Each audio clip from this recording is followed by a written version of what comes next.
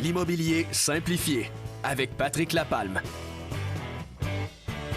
Ouais, Patrick Lapalme, de l'équipe Patrick Lapalme chez Remax Prestige. Patrick, d'abord, bon matin. Bon matin aussi. On va parler 354e chronique. Déjà, on parle de zonage, Oui. les différentes grilles d'usage et l'importance d'y porter attention, tant pour le vendeur que pour l'acheteur. Effectivement. Donc, pour le vendeur, premier truc avant qu'on rentre dans les définitions et compagnie du zonage et des grilles d'usage, cher vendeur, allez chercher vos règlements de zonage et vos grilles d'usage de votre propriété parce que vous pourriez avoir une plus-value sur votre propriété, soit en engouement d'un client acheteur ou même par rapport à votre prix demandé.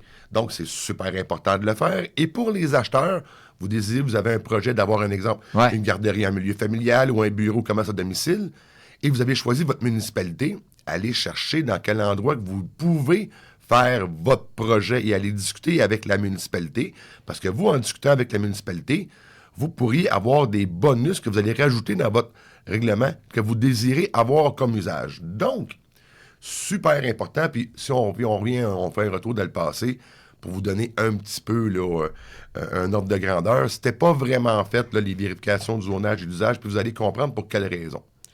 Donc, pour le zonage. Donc, le zonage, ça fait référence à une division du territoire urbain dans une municipalité ou un territoire rural, tout dépendant comment c'est affecté, et en fonction de leurs caractéristiques et de l'utilisation qui vont se faire dans un secteur. Donc, l'objectif, c'est de ne pas mélanger ou d'éviter des conflits d'usage entre, un exemple, un résidentiel unifamilial avec un industriel lourd, un à côté de l'autre. Antérieurement, ça, dans des municipalités, c'est plate. On voit ça. Pour les corrections, ça va être à travers le temps, vraiment, mais c'est vraiment pour éliminer ça.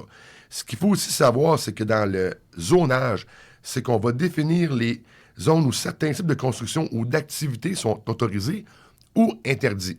Ça peut être un exemple dans les centres-villes, on va avoir le droit d'avoir des permis de boisson, des choses comme ça, permis d'alcool, mais naturellement, dans les quartiers résidentiels, on va avoir uniquement le droit d'avoir, un exemple, un dépanneur. Donc, nos zonages sont très différents par rapport à ce qu'on va aller déterminer de l'emplacement de la municipalité pour vraiment nous donner une carte, parce que tout le zonage est placé en carte sur l'ensemble du territoire d'une municipalité ou d'une ville. C'est la première chose.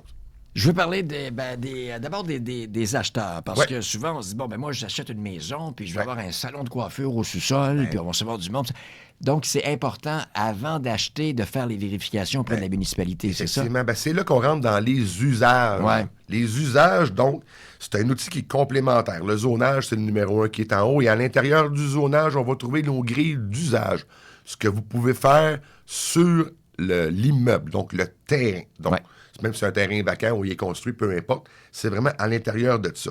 Ce que ça a comme objectif, c'est vraiment d'encadrer de manière fine et détaillée les activités ou aménagements possibles dans une zone qui va être donnée. Et aussi, ce qu'il va falloir vraiment regarder. On va avoir des caractéristiques qui vont avoir lieu, les activités autorisées.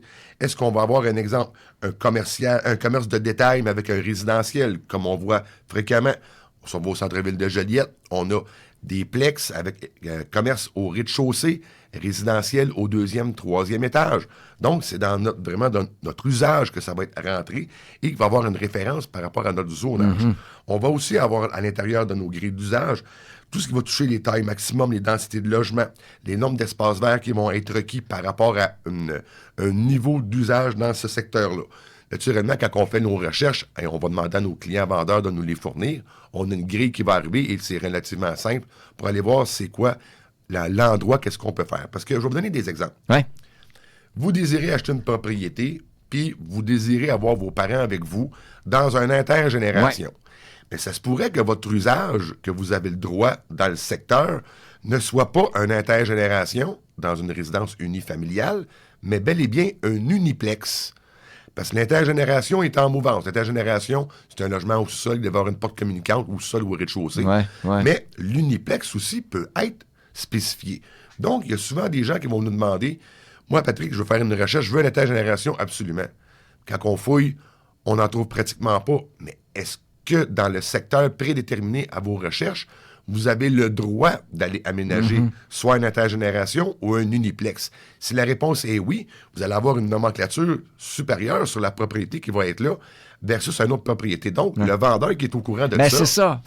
qui va fournir l'information, va attirer un acheteur qui a un besoin spécifique.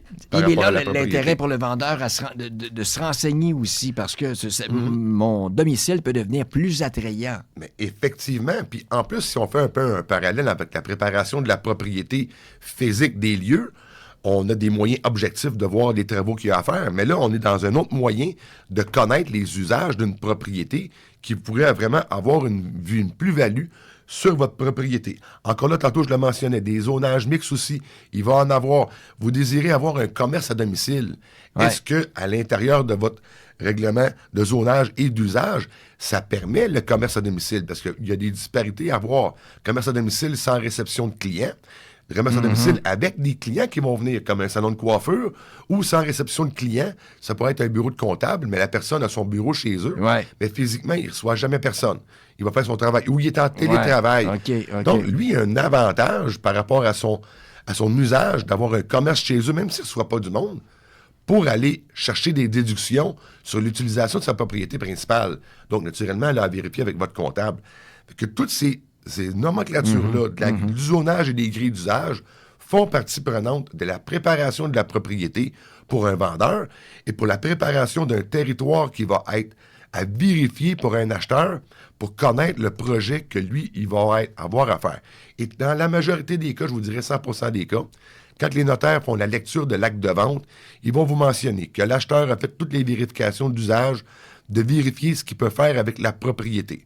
Et très fréquemment, les clients acheteurs nous regardent, les courtiers nous disent OK, mais nous, c'est une maison qu'on achète. Oui, vous achetez une maison, mais vous avez le droit de faire possiblement d'autres usages dans la propriété qui vont vous donner encore là un avantage sur une propriété concurrente identique qui n'aura pas les mêmes usages. Donc, toi, comme courtier, tu vas conseiller au vendeur et à l'acheteur de se renseigner avant de procéder à la transaction. Pour avoir vraiment le secteur qu'il va avoir. Et avant même la mise en marché avec mon vendeur, on va lui demander d'aller le chercher à la municipalité. Génial. Si on veut te joindre ou réécouter une des chroniques précédentes? Bien, facilement, vous pouvez me rejoindre au 450-499-5544. Sur l'ensemble des réseaux sociaux, toutes les chroniques immobilières sont disponibles.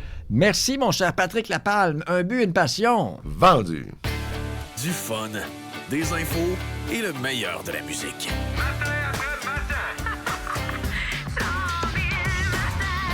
Oh, 103.5.